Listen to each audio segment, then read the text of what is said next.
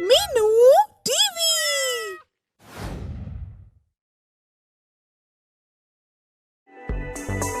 जादूगर तोता और जादुई छड़ी। एक गांव में एक जादूगर रहता था। उसके साथ उसका एक तोता भी था। तोता बहुत बुद्धिमान और प्रतिभावान था और अलग अलग भाषाओं का ज्ञान भी रखता था। यहाँ तक कि वो 100% भविष्यवाणियां भी करता था। उसी तोते के कारण जादूगर व उसके तोते की चर्चा दूर दूर तक होने लगी थी। जादूगर हर रोज गांव से दूर शहर जाता था और अपने जादू के जरिए खेल दिखाता था और इसी तरह से अपना गुजारा किया करता था। एक दिन जादूगर शहर से आ रहा होता है और उसे घर आते आते रास्ते में ही शाम हो जाती है। हे भगवान, हमें तो आज रास्ते में ही शाम हो गई। ये जंगल का रास्ता बहुत डरावना लग रहा है। हमें जल्दी से जल्दी इसे तय करना होगा। हाँ उस्ताद, हमें जल्दी घर पहुंचना होगा क्योंकि ये जंगल बहुत खतरनाक है जो चारों ओर से जंगली जानवरों से घिरा हुआ है। हमारा यहाँ ज्यादा देर रुकना ठीक नहीं। ये बोलते ही दोनों तेजी से आगे बढ़ने लगते हैं। अचानक उन्हें थोड़ी दूर कुछ चीखने की आवाज सुनाई देती है। वो भागे भागे वहां पर जाते हैं। अरे तुम कौन हो? और तुम तो बुरी तरह घायल भी हो। मैं एक परी हूँ। आज पूर्णिमा है, इसलिए मैं हर पूर्णिमा को इस स्थान पर सरोवर किनारे इस कमल के फूल के लिए आती हूँ। अच्छा, ये तो ठीक है, पर ये बताओ कि तुम्हारी ये हालत की किसने?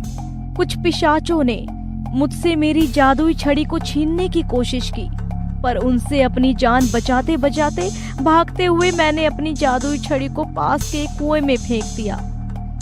वो पिशाच भला क्यों तुमसे तुम्हारी जादुई छड़ी छीनना चाहते थे? क्योंकि मेरी जादुई छड़ी बहुत ज्यादा शक्तिशाली है। आज के दिन वो पिशाच यदि मुझसे मेरी छड़ी छीन लेते तो न जाने वो क्या करते। उनके पास अपार शक्तियाँ आ जाती। इस जादुई छड़ी से फिर वो इसकी शक्तियों का गलत इस्तेमाल करते। तुम्हारे पास तो तुम्हारी जादुई छड़ी थी, फिर तुमने उन पिशाचों का सामना क्यों नहीं किया? क्योंकि वो करीब 7 पिशाच थे और मैं अकेली।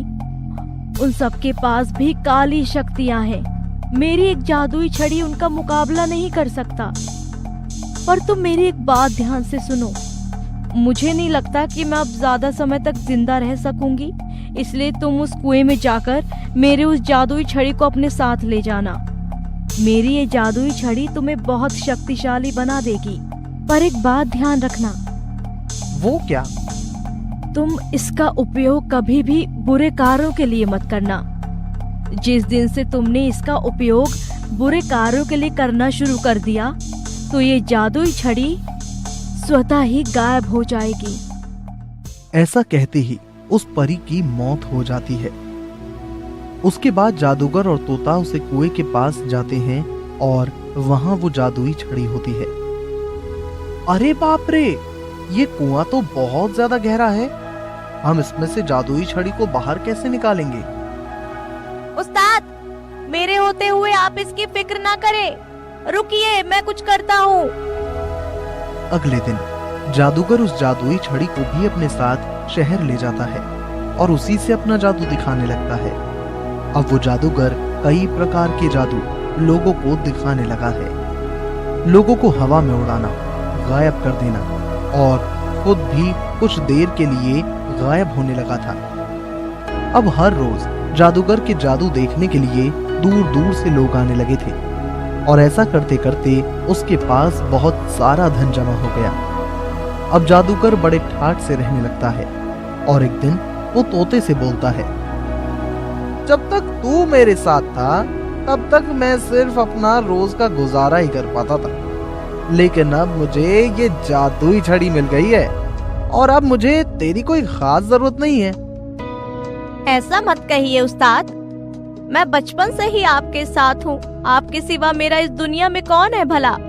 हाँ, मैं ये सच कह रहा हूँ। इस जादुई छड़ी के कारण ही मैं इतना ज्यादा अमीर बना हूँ, तेरे कारण नहीं। ये सब सुनकर तोते को बहुत बुरा लगता है और अब वो वहां से चला जाता है। तोते के जाने के करीब 1 हफ्ते बाद अचानक वो जादुई छड़ी भी जादूगर के हाथ से गायब हो जाती है और उसकी सारी दौलत भी गायब हो जाती है। फिर उस रात उस परी की आत्मा जादूगर के पास आती है।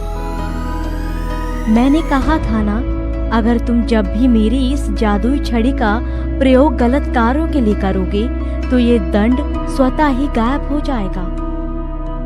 गलत? मैंने कहाँ कुछ गलत किया है? तुमने जो अपने तोते के साथ किया वो गलत ही तो है ना।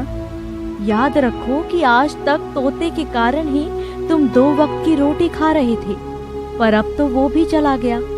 अब वो तुम्हारे पास दोबारा कभी भी नहीं आएगा। ये सब कहते ही वो परी भी वहां से चली जाती है और जादूगर बस अपने आप को कोसता रहता है। उद्देश्य: इस कहानी से हमें ये सीख मिलती है कि हमें किसी का दिल नहीं दुखाना चाहिए और हमेशा अपनों की कद्र करनी चाहिए, क्योंकि धन से ज्यादा अपनों की कीमत होती है।